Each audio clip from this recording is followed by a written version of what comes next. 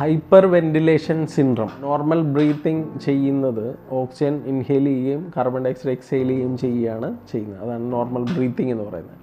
ഈ breathing process കുറച്ചും കൂടെ സ്പീഡായിട്ട് നടക്കുന്നതിനെയാണ് ഹൈപ്പർ വെന്റിലേഷൻ എന്ന് പറയുന്നത്. ഹൈപ്പർ വെന്റിലേഷൻ സ്റ്റേറ്റിൽ നമ്മൾ കുറച്ച് നേരം കണ്ടിന്യൂ ചെയ്ത് കഴിഞ്ഞാൽ നമ്മുടെ ബ്ലഡിലെ കാർബൺ ഡയോക്സൈഡ് കണ്ടൻറ്റ് കുറയുകയും ഓക്സിജൻ കണ്ടൻറ്റ് കൂടുകയും ചെയ്യും. അങ്ങനെ സംഭവിച്ചു കഴിഞ്ഞാൽ നമ്മുടെ ബ്രെയിനിലേക്കുള്ള ബ്ലഡ് വെസൽസ് കുറച്ച് ചുരുങ്ങുകയും അങ്ങോട്ടേക്കുള്ള ബ്ലഡ് സപ്ലൈ കുറയുകയും ചെയ്യും.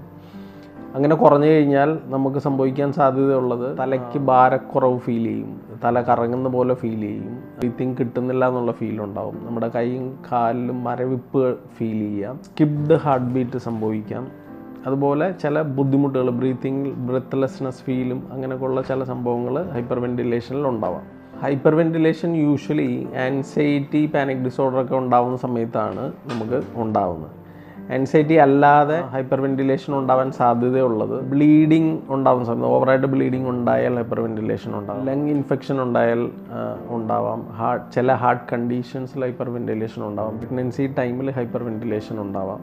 ഇതുപോലെ ചില ആൻസൈറ്റി അല്ലാതെ ചില അതർ കണ്ടീഷൻസും ഹൈപ്പർ വെന്റിലേഷൻ ഉണ്ടാവാൻ സാധ്യതയുള്ളത് ഉണ്ട്. നമ്മളിവിടെ കൂടുതൽ ഫോക്കസ് ചെയ്യുന്നത് സൈക്കോളജിക്കലി ആൻസൈറ്റി ഉണ്ടാകുന്ന സമയത്ത് ഉണ്ടാകുന്ന ഹൈപ്പർ വെന്റിലേഷനാണ്. അതിനെ നമുക്ക് ഓവർകം ചെയ്യാൻ വേണ്ടിയിട്ട്, അല്ലെങ്കിൽ അതിനെ നേരിടാൻ വേണ്ടിയിട്ട് നമുക്ക് ബ്രീത്തിങ് എക്സസൈസുകളുണ്ട്. അത് ഡെയിലി പ്രാക്ടീസ് ചെയ്ത് കഴിഞ്ഞാൽ ഹൈപ്പർ വെന്റിലേഷനിൽ രക്ഷപ്പെടാൻ നമുക്ക് സഹായകമാണ്.